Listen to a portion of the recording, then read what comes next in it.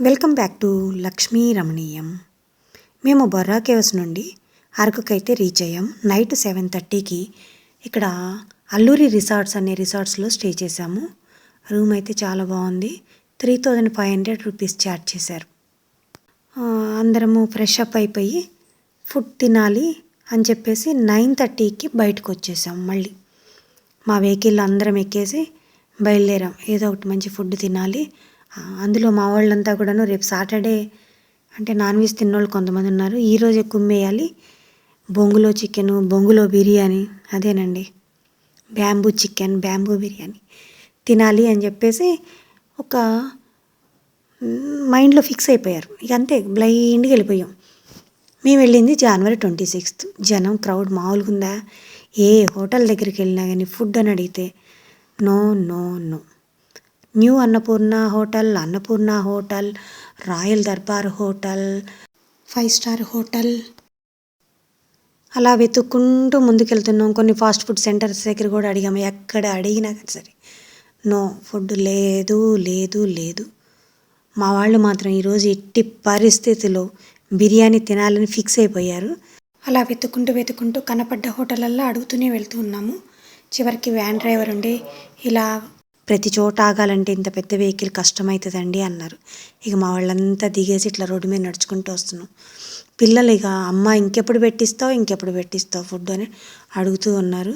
అలా నడుచుకుంటూ ముందుకు వెళ్తూనే ఉన్నాం. ఇక మేము లేడీస్ ఇంక నడవలేక అక్కడ ఆగిపోయాం.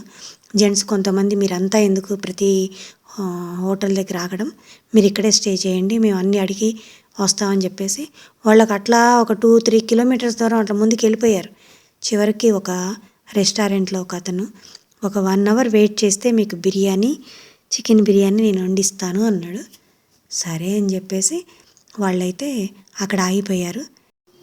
నేను కరుణ కలిసి వాళ్ళ ఇద్దరు పిల్లలు ఆకలితో ఉన్నారని అన్నపూర్ణ రెస్టారెంట్కి అయితే వచ్చాము. Idli, dosa, bread omelette order పెట్టాము. టేస్ట్ అంటారా అన్నట్టుంది. పర్లా ఏదో. చట్నీ అయితే బాబ్రాజమానం భజగోవిందంలా ఉంది. ఇక మా వాళ్ళు అయితే 11:30కి ఉడకని ఒక చికెన్ బిర్యానీని తెచ్చుకొని ఇక రూమ్లో కూర్చొని తిన్నారు. ఇలాంటి బిర్యానీని మేము ఎప్పుడూ టేస్ట్ చేయలేదన్నారు. బిర్యానీ అనుకుంటూ పరిగెత్తుకుంటూ వెళ్ళారు. ఇక అందరం ఇక రూమ్కి వచ్చేసాము.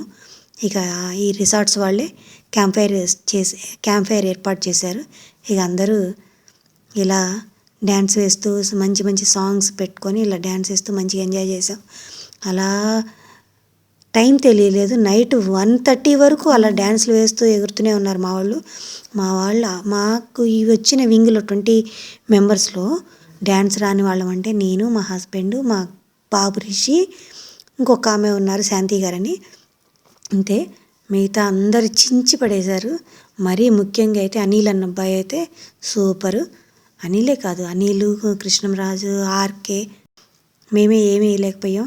ఈసారి మనం ఏదైనా ట్రిప్కి వచ్చేటప్పుడు 4 స్టెప్పులు నేర్చుకొని వద్దాం, ప్రతి ఒక్క సాంగ్కి అయ్యే స్టెప్పులు కంటిన్యూ చేద్దాం అనుకొని మా హస్బెండ్ నేను నవ్వుకున్నాం. నెక్స్ట్ డే మార్నింగ్ మేము ఉదయాన్నే ఏం చేసామనేది నెక్స్ట్ బ్లాగ్లో మీకు వివరిస్తాను. Thank you for watching my video.